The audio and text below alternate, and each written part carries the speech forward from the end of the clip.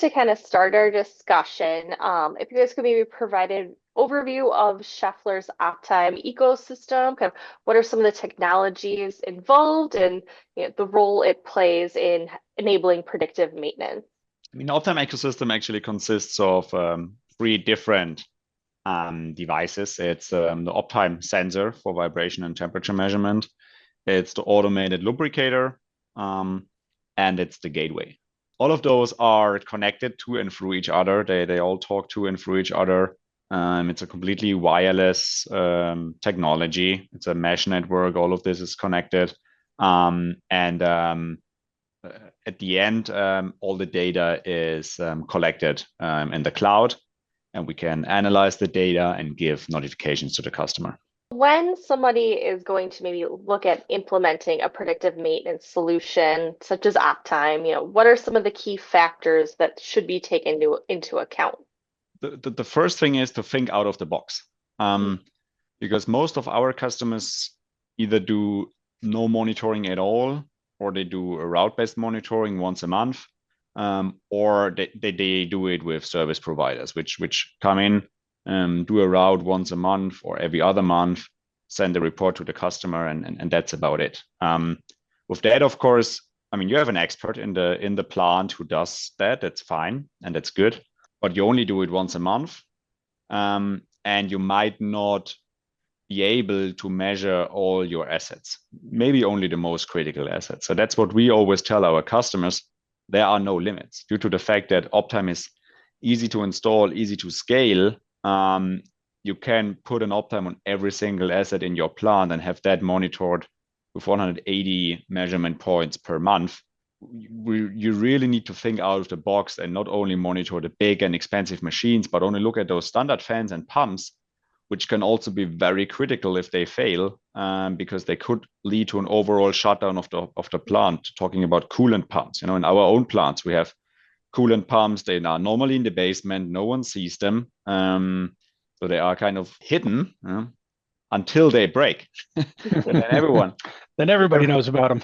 Everybody knows about them. So and Optime is a perfect, I mean, as they run on constantly, Optime is just perfect to monitor them. Talking about safety, also talking about convenience. I mean, if it's, talk about Texas in summer, climbing a cooling tower, 10 flights of stairs in summer is not a pleasant experience. You might tend to not go there every other day or every other month even. So for those kind of things, Optime is a very nice solution. And those, I mean, cooling towers are normally outside. They are normally either in the rain, the snow, or the sun. They are normally related to climbing a couple of flights of stairs. But when they break, the whole plant shuts down because the temperature is not regulated anymore. And those kind of things are very important. And therefore, we also always do joint walkdowns with our lifetime solutions specialists, but also with our field service engineers, where we have plenty in all over the Americas, to actually support our customers in the field and solve problems. I just think that there's a lot of options out there, and you want to look for a company that's stable and that are going to be around for the long haul. They're going to be here to support you into the future. You're looking for a system that's going to be easy to deploy because there's less people in these plants. There's more work for each one of them.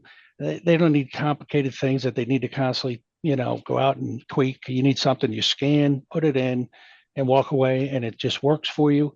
You want a vendor that's going to add to that portfolio, not just have vibration, but have other things, other sensors, different types of technologies as they move forward.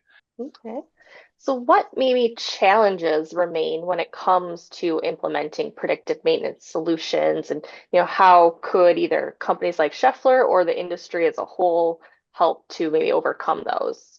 I think it's about establishing up-to-date predictive maintenance processes or adapt established processes.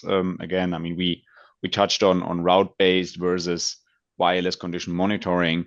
I mean, it's a big leap in technology, but it's it could be related to a mindset change as well. And Frank referred to a smaller workforce in the plants. I mean, it's just something we need to do sooner or later. And with our technology, you can actually do that, and you can adapt to those changing working condition and the changing availability of workforce overall.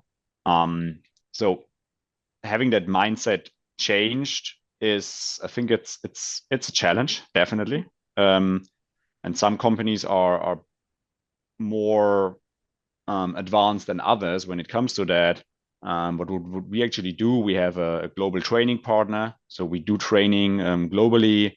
We, again, have our field service engineers in the field. We have our lifetime solution sales specialists, which are really close to the customer. And with us, this training and support does not end after the installation of the system. Actually, that's where the work starts for us. After receiving the PO, the actual work starts for us, because we want to make sure that the customer is ramping up properly and uses the system to the customer's benefits, understand the data analysis and all that. And I think that's the most important part, is having that mindset change for some customers and having training in place. Yeah, I just touched on time and people real quickly, and I think it was things we've talked about already. There's less people out there. There's more on each of their plates. They have less time to, dabble with things. So system that goes in easy with a company that can support that, both on the installation, getting it put in, but also maybe remotely to analyze the machinery for them. They just I don't want to, just put it in and tell me what I need to fix next. We deal with customers like that. And so, I think that's another key is just and this is exactly where IoT comes in, because we can help augment the retirement of folks, or just the lack of knowledgeable folks out there with technology and remote support services. Great. Well, thank you both so much for taking the time to speak with me today and provide some insight into the uptime ecosystem, as well as, how it aids with predictive maintenance and how you see that continuing to trend in the coming years.